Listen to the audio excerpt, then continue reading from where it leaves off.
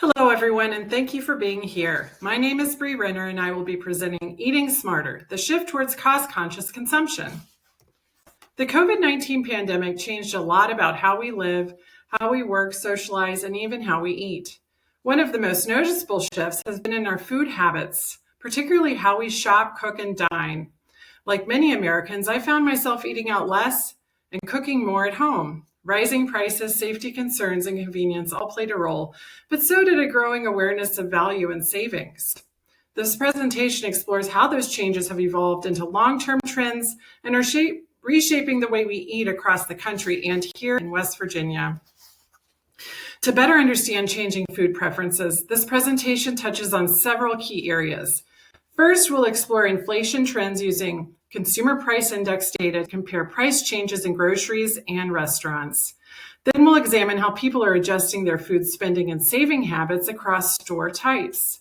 Next, we'll explore how age, income, and region shape food choices. We'll also zoom in on West Virginia and see how local habits compare nationally. And finally, we'll break down the time and cost of home-cooked meals versus eating out, and end with the strategic insights for both consumers and the food industry. Let's start with inflation. The CPI, or Consumer Price Index, is published by the U.S. Bureau of Labor Statistics and tracks how prices change over time. In this case, we're looking at food prices and how different categories were impacted by the pandemic. Food at home, or grocery prices in blue, saw the most dramatic spike, jumping over 10% in 2022 before settling back down.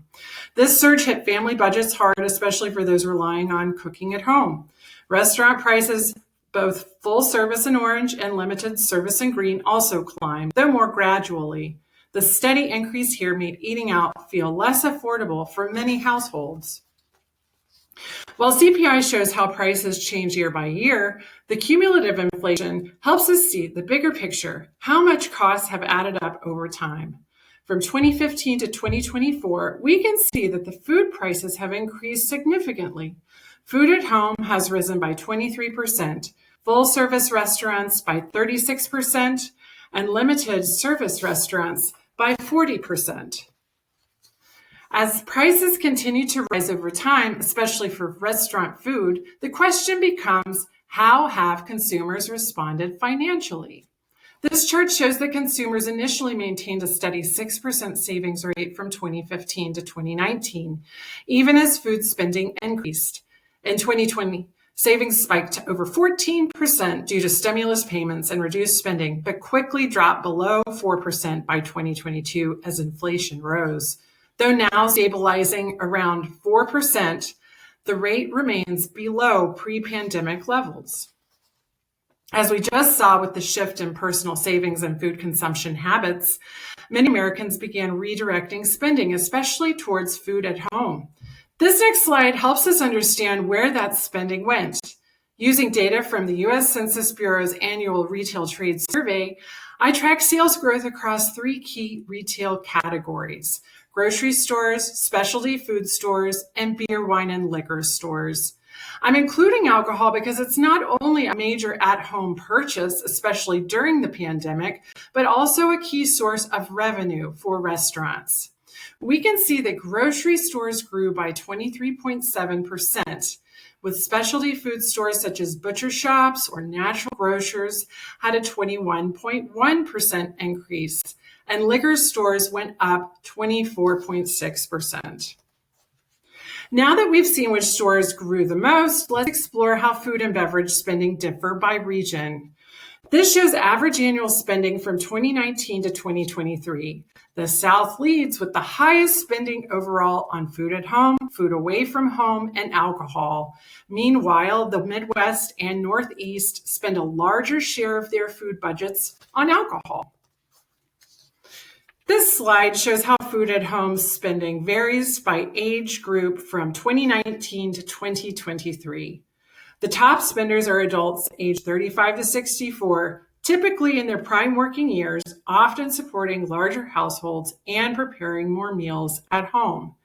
Next, we'll look at food away from home spending and see how these trends shift when we consider dining out.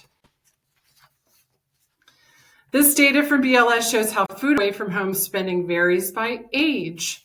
The highest spenders are adults aged 25 to 54. Spending dips slightly in the 55 to 74 age range and drops sharply among those under 25 or over 75 who tend to eat out less. Next, we'll see how alcohol spending trends compare, both at home and in restaurants across age groups. According to BLS data, the highest alcohol spending occurs among adults aged 35 to 64, peaking with the 55 to 64 age group. Overall, alcohol spending tends to rise with age, income, and social engagement until tapering off in later stages. Alcohol spending tends to increase with age, and income tells a similar story. For households earning under $100K, food at home takes up the biggest share of food and drink spending, followed by dining out. But once income reaches $100 to $149K, spending on alcohol and dining out becomes nearly equal, and both surpass food at home. At $150K and above, alcohol spending climbs sharply, becoming the dominant category. Now we'll look at the results from a consumer preference survey. While U.S. Foods reports a national average of 4.6 times dine-out trips and 3 takeout or delivery orders per month, West Virginia respondents reported lower rates, just 2.8 dine-out occasions and 1.3 takeout or delivery orders per month. When choosing between takeout and delivery, the difference between national and local preferences is dramatic. Nationally, 65% of consumers prefer takeout, while 35% choose delivery. But in West Virginia, takeout dominates. 97% prefer picking up their food, with only 3% choosing delivery. When it comes to dining out, both national and West Virginia responses show the majority of people spend between $11 and $30 per meal. The most common range is $11 to $20 per meal, 36% nationally and 44% locally. While spending dropped slightly in the $21 to $30 range, West Virginia respondents were less likely than the national average to spend in this bracket. Interestingly, West Virginia shows a small uptick at the $41 to $50 level, 13% compared to just 8% nationally, possibly reflecting special occasion dining where people are willing to splurge. Overall, West Virginia diners tend to spend conservatively.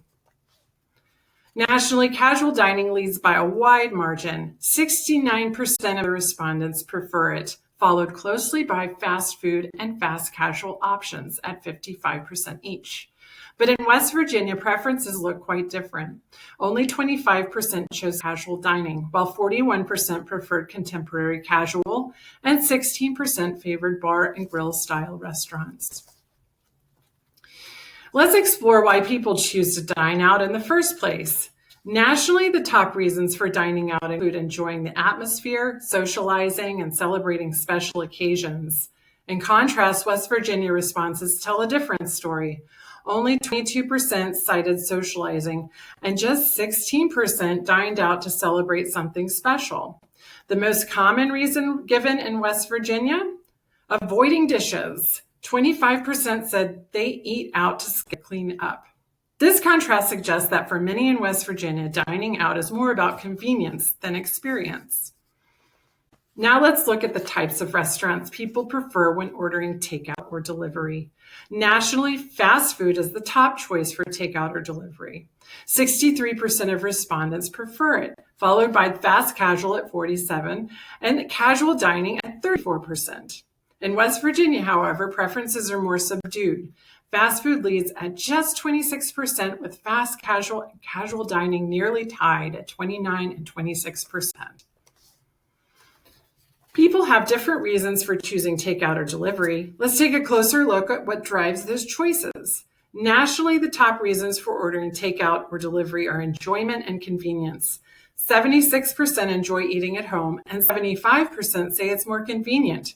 Half also mention watching TV or movies as part of the appeal. In West Virginia, however, responses point more toward necessity than pleasure. Just 13% said they enjoy eating at home, and only 45% cited convenience. Instead, 32% simply said they ordered out to avoid cooking. Thanks for following along with the data and insights from these trusted sources. Now we'll head over to Tableau to explore a detailed cost comparison of some common American meals and wrap up with some key takeaways. Let's talk about something we all deal with every week: what to eat, and more importantly, how much it's costing us. I ran the numbers on 4 popular American meals: a chicken burrito, a medium pepperoni pizza, a club sandwich, and a cheeseburger. I compared the total cost and time of eating each one 3 ways: dining at a restaurant, picking up takeout, and making it at home. And I didn't just look at the food price. I factored in travel time, prep, cleanup, and even tipping. So let's examine the breakdown. When we just look at dine-in, on average it costs $13.11 per meal, but only 16 minutes of your time. Once we add takeout, on average each meal is costing around $8.19 on average and takes about 25 minutes. But when we add homemade, the cost goes way down, just an average of $3.79 per meal, but it costs you about 127 minutes of your time. And so, yes, home cooking can save you $9 to $10 a meal, but you're trading dollars for time. That's the trade-off. Save big, but it costs you a little bit more effort. Now let's zoom in on one of America's favorite comfort foods: pizza. You'd think it's cheap everywhere, right? Not so fast. If we look at dine-in casual dining restaurants, a medium pepperoni pizza runs you about $16.20, but you're in and out in under 20 minutes. Now let's look at takeout. If you order takeout from an establishment like Papa John's, this lands you at around $14 with a 25-minute window. And now for the homemade option of the same kind, the cost dropped dramatically to just $5.92. But you're looking at a whopping 3 hours of your time by the time you shop, prep, cook, and clean. So what's the takeaway here? The more money you save, the more time you spend. But if you plan ahead and batch prep your meals, there's a serious potential for savings. And for folks trying to cut costs, these are the kinds of swaps that add up fast. For consumers, cooking at home remains the #1 way to save money. But it's not just about cutting costs. It's about getting more value for every dollar. Plan ahead, buy smart, and enjoy the freedom to splurge guilt-free when it counts. Restaurants should adapt to these cost-conscious trends by offering affordable meals, flexible takeout options, and region-specific services. Understanding local habits can make all the difference. Remember, smart choices in the kitchen and in business aren't just about saving money. They're about creating value, flexibility, and freedom. Whether you're cooking at home or serving customers, the goal is the same: affordable, satisfying meals that fit real lives and real budgets. Thanks for joining me on this journey. Bon appetit, and here's to making every dollar count.